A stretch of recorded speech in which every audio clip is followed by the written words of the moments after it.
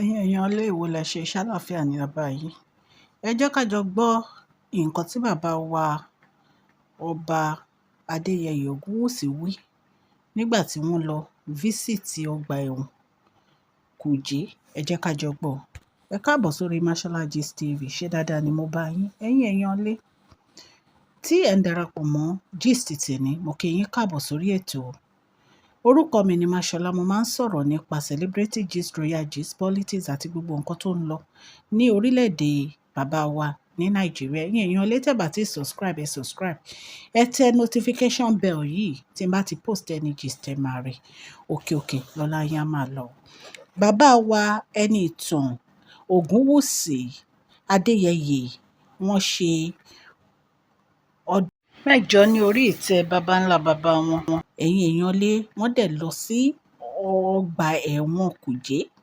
Ẹ jẹ́ ká jọ gbọ́ nǹkan tí wọ́n lọ ṣe nígbà tí wọ́n lọ ṣe àbẹ̀wò ní ọgbà ẹ̀wọ̀n yìí. Ẹ̀yin èèyàn ilé, bàbá wa ní kò sí ẹni tí ó lè ṣe àbẹ̀wò sí ọgbà ẹ̀wọ̀n Kùjé ní ìlú Àbújá o tí kò ní mọ̀ pé ayé pé méjì o, wípé nǹkan tí ojú àwọn rí kò ṣe nǹkan tí ẹnu lè ròyìn. Wọ́n ní onírúurú àwọn ènìyàn tí gbogbo àwọn èèyàn ti mọ̀ sí ọlọ́lá o, tí táwọn èèyàn mọ̀ sí ẹni ọlọ́lá, òun ni àwọn bá pàdé ní ọgbà ẹ̀wọ̀n Kùjé ní ìlú Àbújá. Wọ́n ló jẹ́ ohun tó ya àwọn lẹ́nu láti bá wọn pàdé níbẹ̀. Nígbà tí wọ́n bá àwọn oníròyìn sọ̀rọ̀ ní ayẹyẹ yìí tí wọ́n ṣe nígbà tí wọ́n ṣe anniversary 8 years in throne, ni wọ́n ti sọ gbogbo ọ̀rọ̀ tí wọ́n sọ yìí. Ẹ̀yin ènìyàn lé, mo dúpẹ́ fún Kabiyesi, congratulations wípé ẹ rí orí ìtẹ́ yín àwọn baba ńlá baba yín ní ọdún mẹ́jọ. Oríire ńláńlá ló jẹ́ fún yín o Kabiyesi. Congratulations again to you. Bàbá wa Ògúnwùsì ni àwọn lọ sí Kùjé o láti jẹ́ kí àwọn ará tí wọn ò ní ìrètí kí wọ́n fi mọ̀ wípé ìrètí ṣì ń bẹ fún wọn o, kí wọ́n má rò wípé ó ti dé òpin fún wọn, wípé torí kò sí ènìyàn láyé yìí tí ò lè ní ìrètí.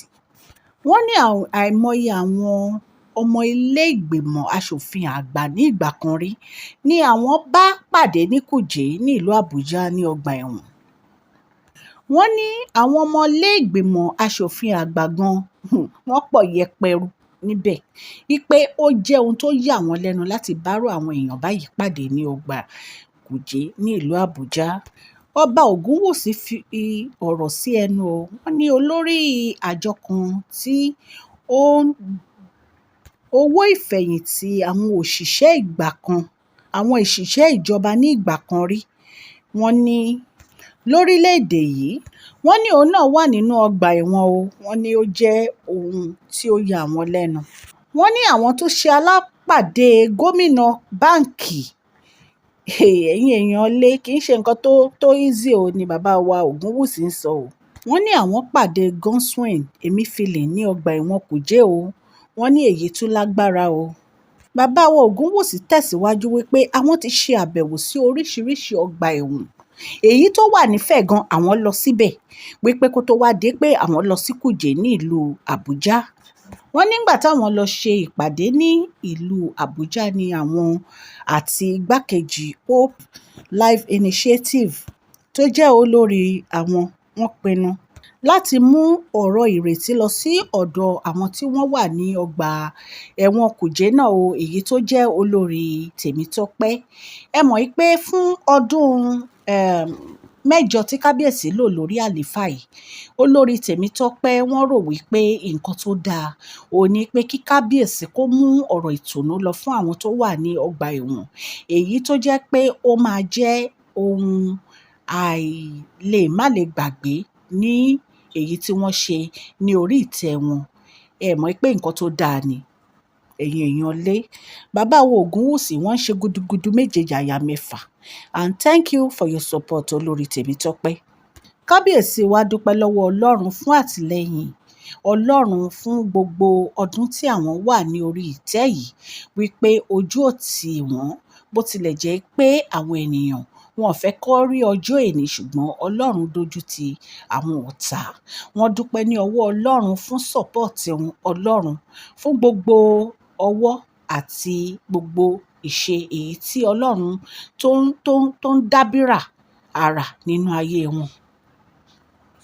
Wọ́n dúpẹ́ lọ́wọ́ àwọn ará ìlú Ifẹ̀ lọ́kùnrin àti lóbìnrin fún ìfọwọ́sowọ́pọ̀ wọn látìgbà tí wọ́n ti dé orí ìtẹ́. Wọ́n ní wọ́n ṣe é, wọ́n ní àwọn dúpẹ́, wọ́n ní Ọlọ́run á dẹ̀ bá wọn dúpẹ́ lọ́wọ́ wọn. Níbi ètò náà ní iléeṣẹ́ kan tó ń ṣe mọ́tò lórílẹ̀‐èdè Nàìjíríà tá a wà yìí, Innovative Motors, ni wọ́n gbé mọ́tò 2 àti ọ̀kadà 3 fún bàbá wa Ọọ̀ni láti fi ta fún àwọn òṣìṣẹ́ inú ààfin. Wọ́n ní wọ́n kàn ta àwọn òṣìṣẹ́ inú ààfin lọ́rẹ, èyí tí wọ́n bá jẹ ẹ̀bùn mọ́tò 3 àti ọ̀kadà tí wọ́n fún wọn yìí. Wọ́n ní gẹ́gẹ́ bí Kábíyèsí ṣe máa ń ṣe ní ọdọọdún, wọ́n máa ń fún àwọn òṣìṣẹ́ wọn ní mọ́tò àti ọ̀kadà, èyí tí wọ́n bá ṣe competition, ẹni tó bá jẹ́ wọ́n á fún un.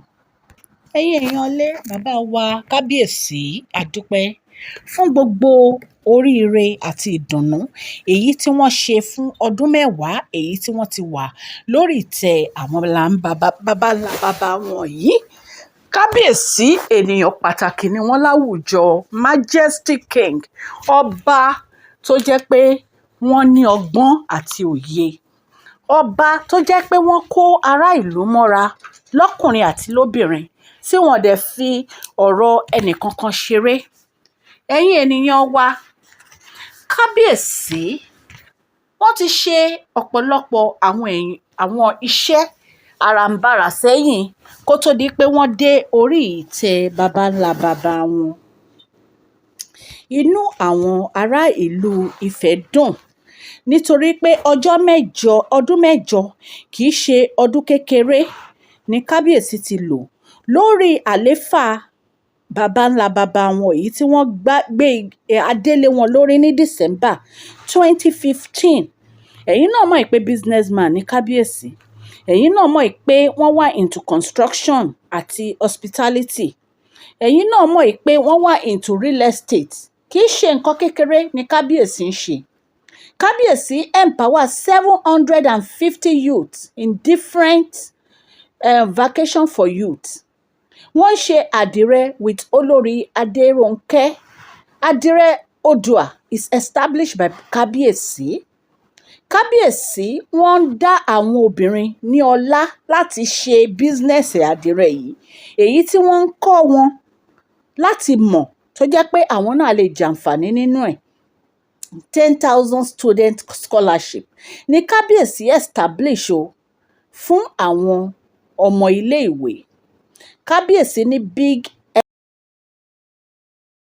resort ní Nàìjíríà wa ń bí, Ọ̀ṣun State Council of Ọba, àwọn ní Chancellor University of Nigeria o. Kábíyèsí did a lot, wọ́n ṣe gudugudu méje yàyà mẹ́fà, àwọn náà ni wọ́n kọ́ Ọ̀jájá mọ́ pẹ̀lú ìfọwọ́sowọ́pọ̀ àwọn ènìyàn wọn.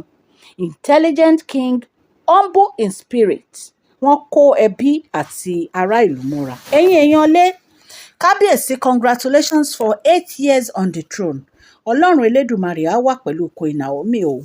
Ọlọ́run Elédùmarè á wà pẹ̀lú Queen Naomi fún ìfọwọ́sowọ́pọ̀ pẹ̀lú Kábíyèsí. I say thank you to Olórí Rónkẹ́ àti Tèmítọ́pẹ́. I say thank you to Olórí Tèmítọ́pẹ́ for visiting the prison with Kábíyèsí. Ọlọ́run á wà pẹ̀lú Olórí Tèmítọ́pẹ́. Ọlọ́run á wà pẹ̀lú Dr. Elizabeth fún gbogbo àtìlẹ́yìn wọn pẹ̀lú Kábíyèsí. Queen Naomi, congratulations. Congratulations pé ẹjọ́ ṣe gbogbo àwọn iṣẹ́ yìí ni. Ẹ̀yin èèyàn lé, 8 years is not a joke. Ẹ rí i pé picture èèyàn 3 ni mo gbé pẹ̀lú Kábíyèsí. Mo gbé picture Olórí Tèmítọ́pẹ́. Mo gbé picture Dr. Elizabeth àti our beautiful Queen Naomi. Àwọn 3 tí wọ́n ń bá Kábíyèsí ṣe 8 years anniversary ni, because wọ́n gbọ́ràn sí Kábíyèsí lẹ́nu. Mo congratulate Queen Naomi nítorí pé ìyàwó alálùbáríkà ni wọ́n, ìyàwó tó gbọ́rọ̀ sọ́kọ lẹ́nu ni wọ́n, tó múnú kábíyèsí dùn. Bẹ́ẹ̀ ni mo dúpẹ́ fún Dr. Elizabeth fún support Queen Naomi tán ní àti olórí Tèmítọ́pẹ́. Ọlọ́run á wà pẹ̀lú gbogbo ẹ̀yin mẹ́tẹ̀ẹ̀ta. Ọlọ́run á dùn kábíyèsí nínú. Ọlọ́run á dẹ̀ wà pẹ̀lú kábíyèsí pẹ̀lú gbogbo àwọn ará ìlú Ilé Ifẹ̀. Ẹ̀yin èèyàn tẹ́ ń gbọ́ mi, etí tẹ́ fi ń gbọ́ mi ò ní di ọwọ́ tẹ́ fi ń tẹ subscribe, like, kò ní kan ìsàlẹ̀ àpò, òkè òkè lọ́lá yín máa lọ o. Please share this video, like and subscribe. God bless you all. Thank you so much.